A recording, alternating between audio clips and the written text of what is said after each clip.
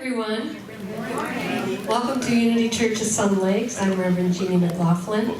So grateful that you chose to spend your time here with us. So this morning we have a special treat. Cheryl Thurston is our music minister for today, and I've asked Cheryl to give us an introduction because there's just so many things, but she's not bragging.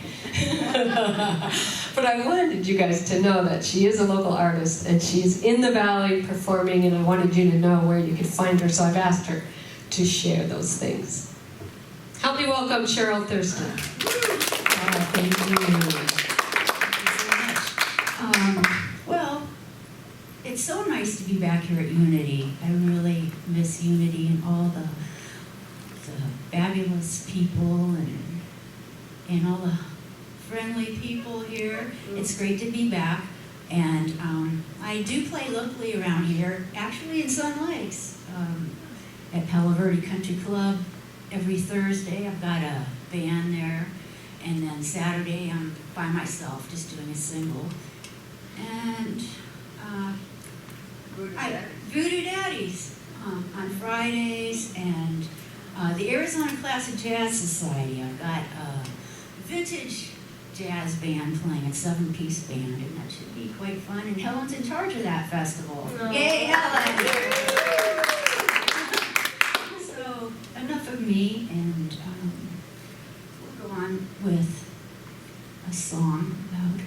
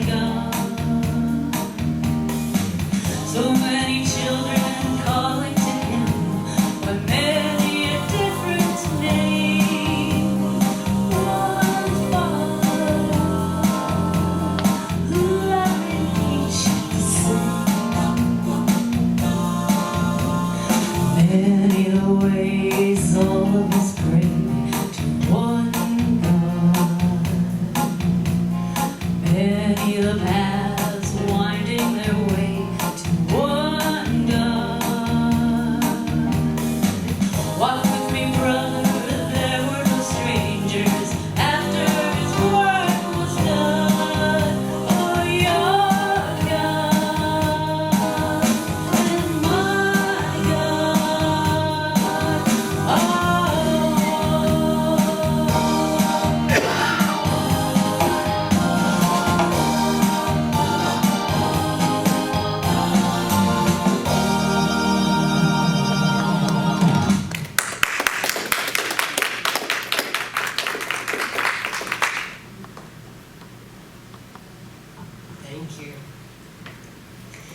And now it is time for the Daily Word, and that is led by Helen Daly. The Daily Word by Helen Daly. You know, Cheryl left out her Wednesday night gigs. If you like Dixieland Jazz, go to Mesa. Ask her about the country club she's at in Mesa. So she plays almost every night of the week somewhere. So it just depends. She does all different things. So Last night was Oktoberfest. Oh, yeah, And the trumpet, too. right. She's going to be on a New Year's Eve cruise. It's going to be wonderful. And she's doing the extension through the Panama Canal. So go to Jazz Dog and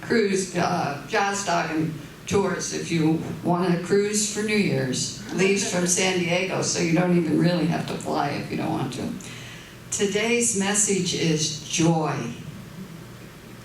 A growing awareness of God's presence is our greatest joy. Every morning, awakening from a restful sleep, give thanks for the new day and all the people who will be part of it. Although you cannot know what will happen as this day unfolds, know that you should always remind yourself that everything and everyone might lead you to a deeper awareness of God. This growing awareness will be your greatest joy. To wake up every morning and know that that's possible. Great joy. Even if the day includes less than happy experiences, know the quiet joy and comforting strength of the peaceful presence of God is with you always. Rejoice today in being alive, able to think, to feel, to appreciate the sights, sounds, and aromas that fill your environment. Discover joy anew as you recognize each person you meet today as a unique expression of the wonder of God. And from Psalms 118:24, this is the day that the Lord has made. Let us rejoice and be glad in it. Getting comfortable in your seat, feeling supported by the earth. Let's connect to that space where we are all one and aligned with the one that is deep within each and every one of us, lives, moves, and has its way with us. Oh, what an honor to be in the presence of this Spirit. As we look upon the faces of each person here today, oh, what a privilege to be in the presence of Spirit through each one of us. And we hold our whole entire community, church community. For those who are here, oh, what a privilege. For those who couldn't be with us today, we honor those beings as well. We say a special prayer for Kenny, who's in the hospital. We see him healing and full of vibrant health. We see him and Shirley laughing and playing together like they always tease each other to do.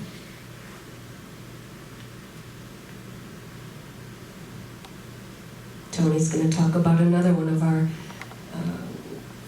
our peeps that couldn't be here today. She'll bring that up a little later. But we just hold our community in love and in joy, knowing that we are exactly where we are supposed to be. We are here by divine appointment. And I just know that through the music today and through the message, through the words that are spoken, that each person here leaves touched, moved, and inspired in their own unique way. And for that, we are truly grateful. So we lift each other up, honoring each person as the divine. And as we go out today into our world, each person that we come across feels that light, feels our love.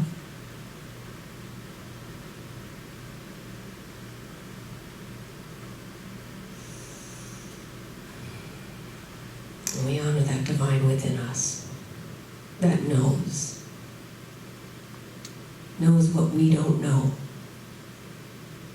What a privilege to draw on that knowledge day in and day out. And so it is. Amen. And so now we will have another song before we are led into meditation by Reverend Juliet Bristow.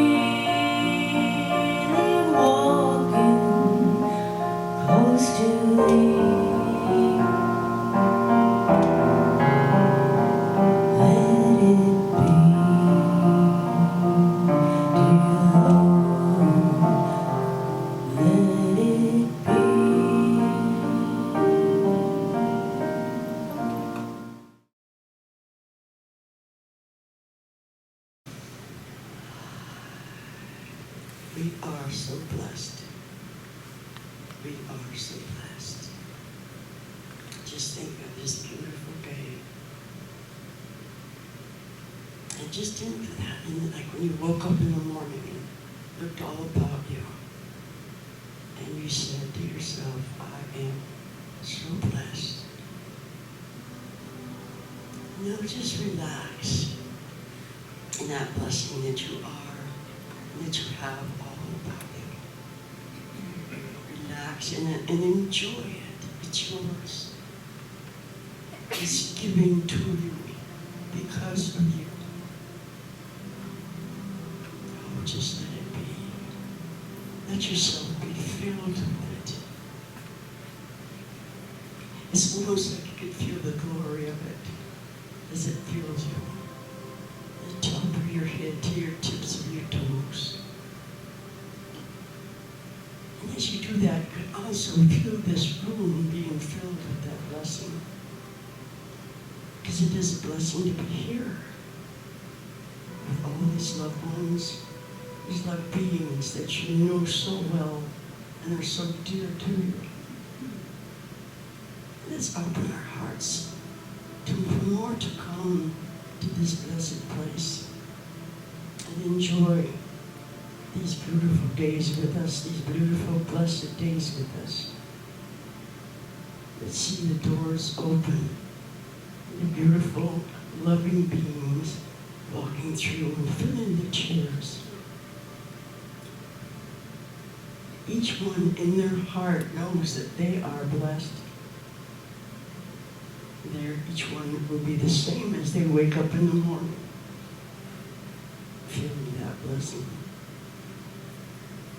And as they come in this door, to greet each one of us, it is a greeting of love. Because each being has that loving heart within it. So see the chairs being filled with these loving beings, these living hearts, these blessed ones that are as blessed as we are. It's almost a great welcome.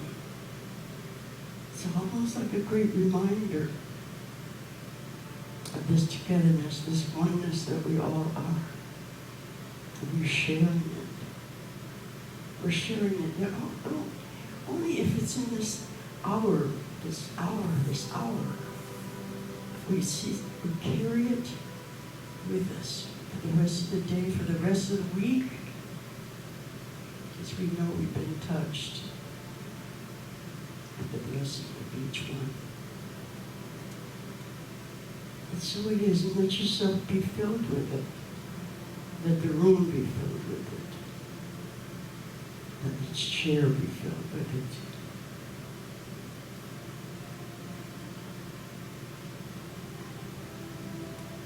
And so it is. And so it is.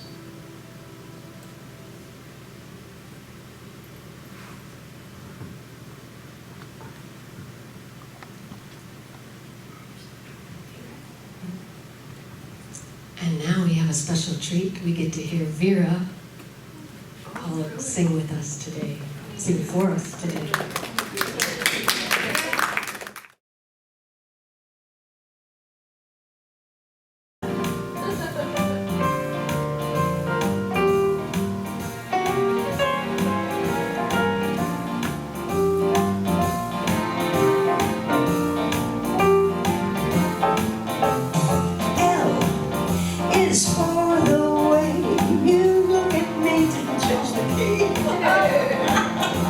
Oh, yeah.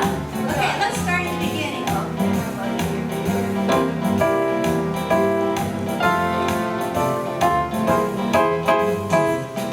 L is for the way you look at me. O is for the only one I see. V is very, very extraordinary. E is even more than anyone that you adore in love. Is all that I can give to you. Love is more than just a game for two. Two can make it love, and please don't break it. Love was made for me and you.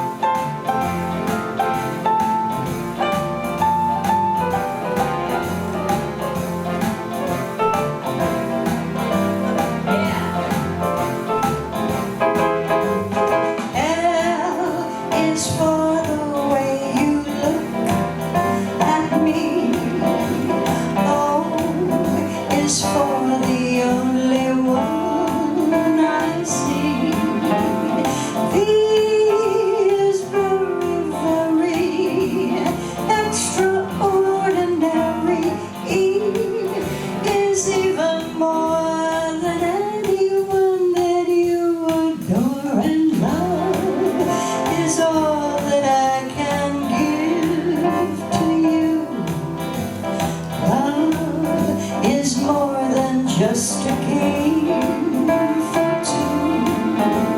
Two and love can make it. Take my heart, but please don't break it. Love was made for me and you.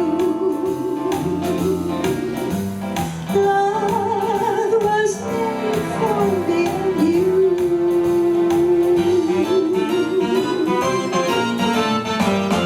Amen.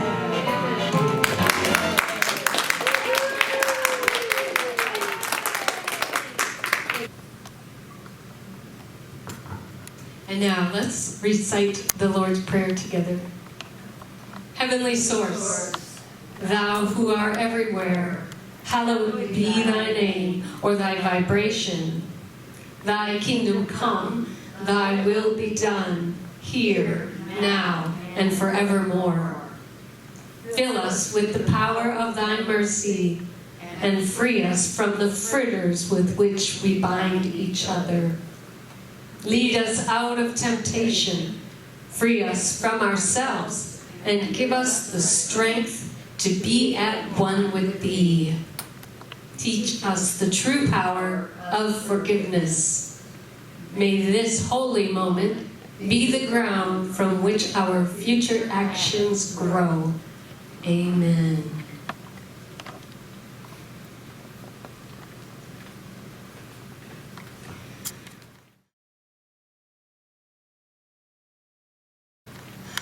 So this month we are exploring the concept of cause and effect, which is fundamental to the teachings of unity and New Thought. So everything originates in the one. Everything comes from the same source. By the activity of our thought, things come into our life. We have thought that outside things control us, when all the time we have had that within, which could have changed everything and given us freedom from bondage. We have that within us which can change everything. This cause, which molds the invisible substance of the universe, the unformed ethers, into visible form. And this cause is our thoughts. And I believe it's much more than that. It's more than conscious thought. At least I like to use the term consciousness. It's a combination of our thoughts, our feelings, our beliefs, our values, our attitudes, and our actions. So each week we are looking at a state of consciousness, a cause, that can bring forth an experience or an effect that we desire to have for ourselves and our world. So today our state of consciousness is the state of surrender. The word surrender can often bring up images of giving up, or waving the white flag, or conceding a loss.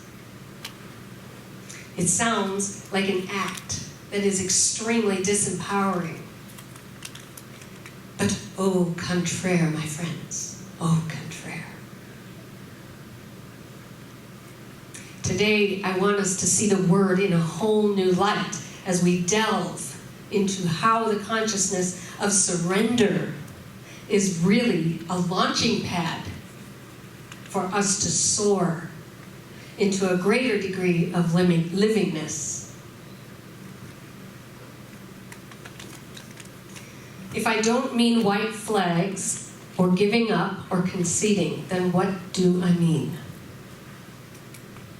I once heard the spiritual practice of surrender defined as having a belief that as deeply as we are willing to let go, Spirit is willing to fill us up. Isn't that beautiful?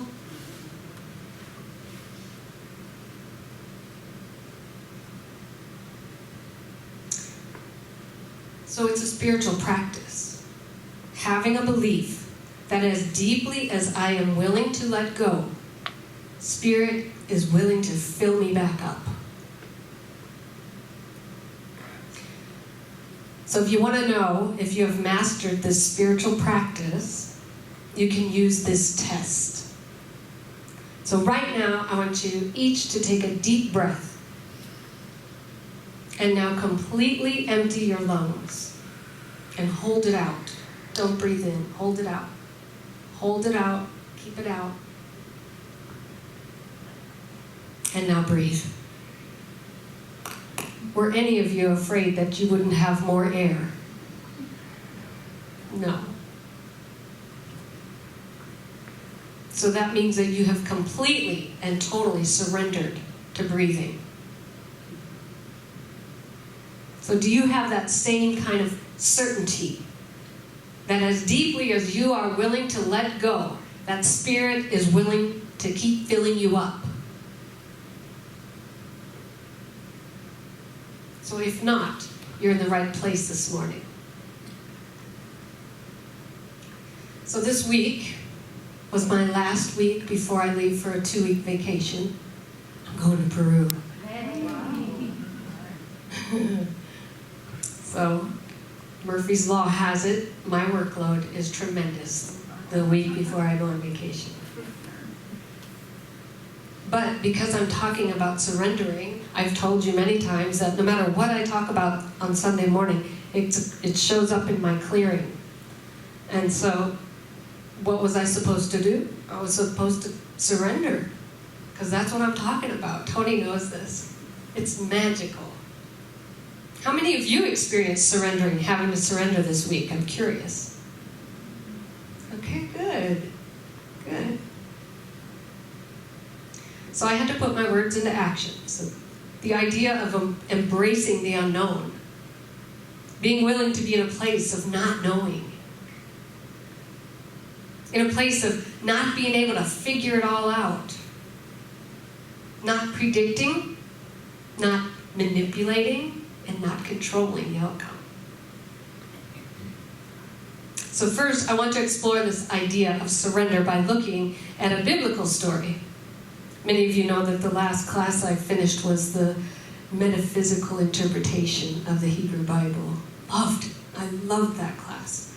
So I'm going to talk about the great character in the Bible, Elijah, who was Jehovah's champion in a hostile land where polytheism, the worship of many gods, was the accepted religion.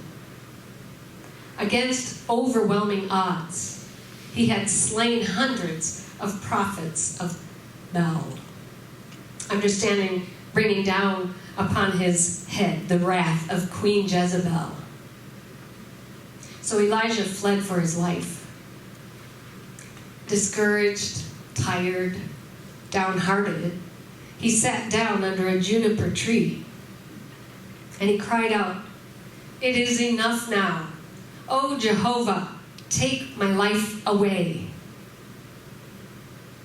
And then he dropped off to sleep, downhearted. We are told that an angel touched him and instructed him to journey on. For 40 days, he traveled until he reached Mount Horeb. And there he experienced the profound revelation that God is not in the wind or in the earthquake or in the fire, but in the still, small voice. So let's dissect this story metaphysically and in the context of surrender. So Elijah is fighting a polytheistic people who believe in many gods. Could we look at this as our own struggle against the many thoughts that we make our gods? You know, that mind chatter, that self-talk, the old ideas, the fears, the littleness, the controller, the worrier, the judger, the one who believes in right and wrong, etc. You know that one, right? So frankly, that can be a bit exhausting, right? So Elijah is exhausted, and he runs away, discouraged and afraid for his life. He's dejected. And he sits under a juniper tree and says, "That's enough, God, take it away." Now this sounds on the surface like a white flag experience. Giving up, conceding, doesn't it? But really, given how the story unfolds, it isn't that at all. Rather, it is his moment of complete surrender to God. He's giving up the fight and the battle. And when he does that, when he made a complete surrender to God, he let go of the struggle of warring consciousness, he fell asleep. He could finally rest. The monkey mind was finally quiet. And it was then, and it was only then, that the angel came to him and touched him. Now the angel symbolizes a divine idea came to him. And this idea was to continue his journey. And so he did. And his journey was for 40 days. 40 is the universal number for all the time it takes for spiritual awakening. Jesus was in the desert for 40 days. Moses was in the wilderness for 40 years. Buddha, 40 days, he sat under the Bodhi tree. And after this journey of 40 days, or after taking all the time it took, Elijah came to a profound realization. He realized that outer experiences, all the things that his monkey mind had been fighting so hard over, had no power over him. But that his power came from that still small voice within of God.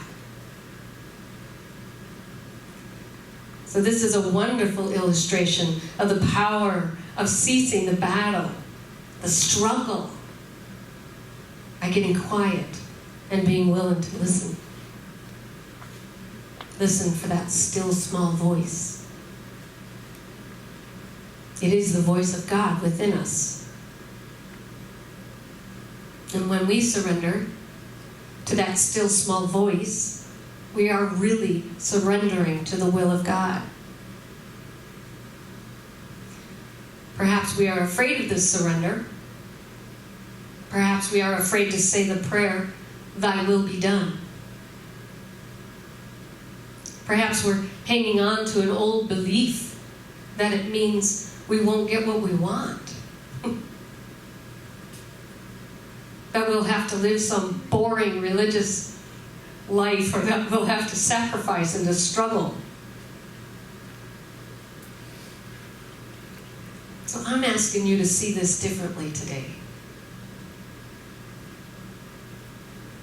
Could we see that surrendering to God's will is an experience of laying down the small self, our old ideas, our fears, and that littleness,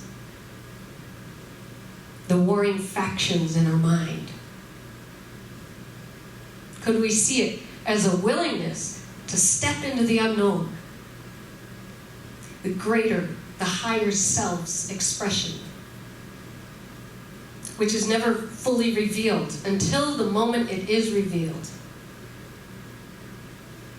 So let me say that again. Could we see surrendering to God's will as a willingness to step into the unknown, the greater, the higher self's expression, which is never fully revealed until the moment it is revealed?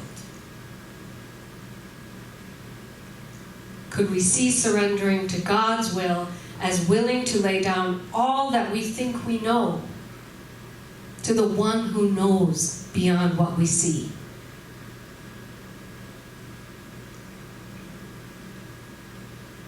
So I would like you to say this with me. I am willing to surrender.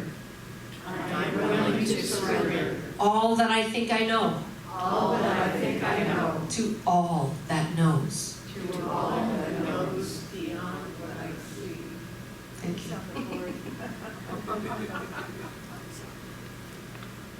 So what would it take to surrender the small warring mind to the divine knower within? Could we just surrender? Could we claim thy will be done and then rest in sweet assurance?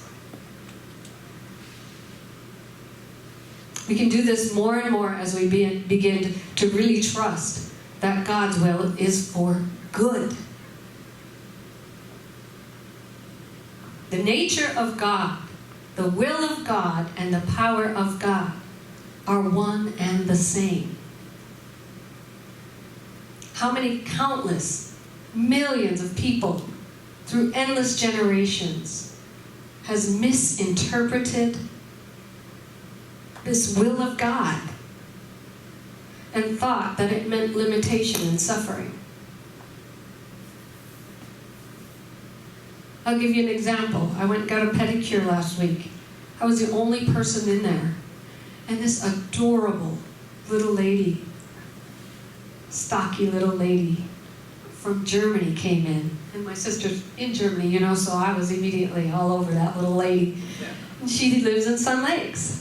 And so we're talking. She sat right next to me getting a pedicure. So we started talking. I said, yes, I'm a minister out at Sun Lakes, so I spent some time out there. Oh, she says, that's great for you, but I don't go to church. I stopped going to church a long time ago. I said, oh, how come? She said, well, my 30-year-old son, and I begged him to move here. And he moved here. He was 30 years old. He was working in his garage one day, and a person came up, 14 years old, and shot my son dead. From that moment on, I never went back to church.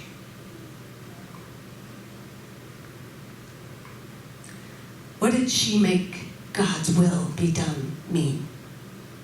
She meant it for suffering. He meant it for suffering.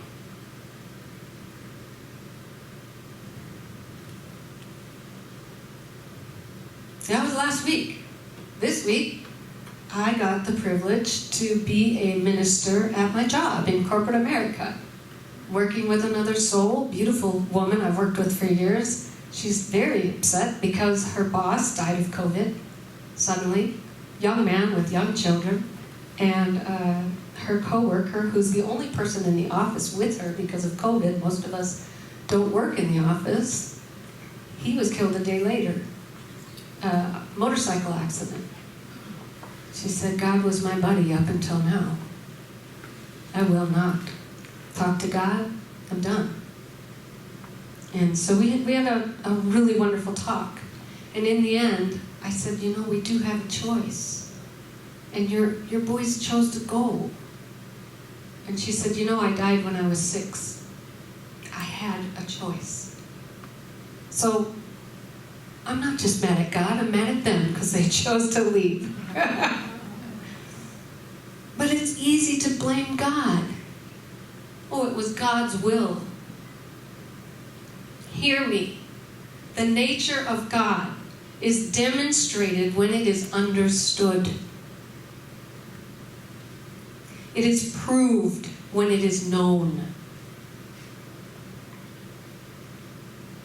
If the truth about God is happiness, joy, self-expression, and abundance, then this is the truth we should seek to demonstrate in our own lives.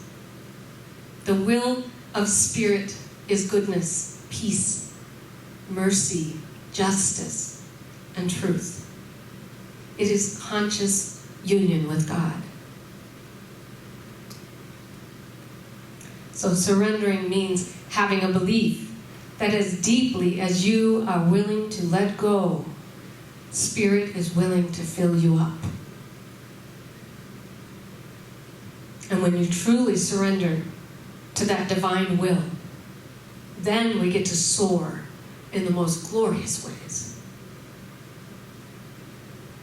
So remember, my friends, God's will is always for the expansion of our lives, for our greatest good, so we can know that truly, as we surrender, we soar. And so it is. So let's say that affirmation one more time, because I think those words are so powerful. I am willing to surrender all that I think I know to the one who knows beyond what I see. And so now let's prepare for our offering, a time where we put God first in our lives, where we acknowledge the blessings that God has given us. I know many of you provide your tithes online, and so we just take that act of giving into our minds and hearts as we sing together, or as we say together our offering blessing. Divine love as me blesses and multiplies all that I am, all that I have, and all that I circulate. I am so blessed. Thank you, God. And now we will sing Karen Drucker's song, I Am So Blessed.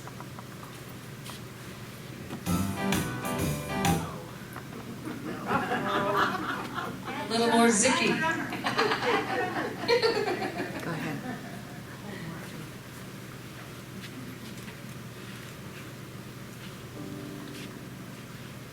I am so blessed. I am so blessed. I am so grateful for all that I am. I am so blessed. I am so blessed. I am so grateful. I am so blessed. I am so blessed.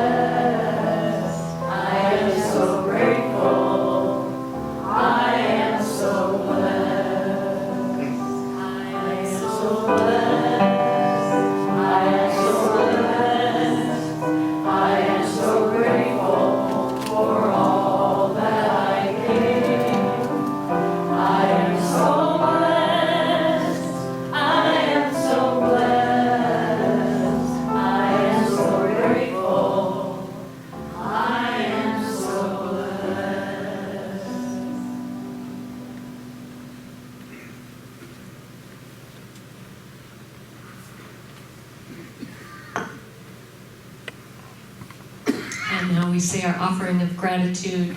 We give thanks for these many blessings of today, and know they are but a symbol of the inexhaustible substance of the universe. I give thanks that 10 times this much is now on its way to me and quickly manifests in perfect ways. Thank you, God. And now for our announcements. Our prayer partner for today is Reverend Tony Corrigan.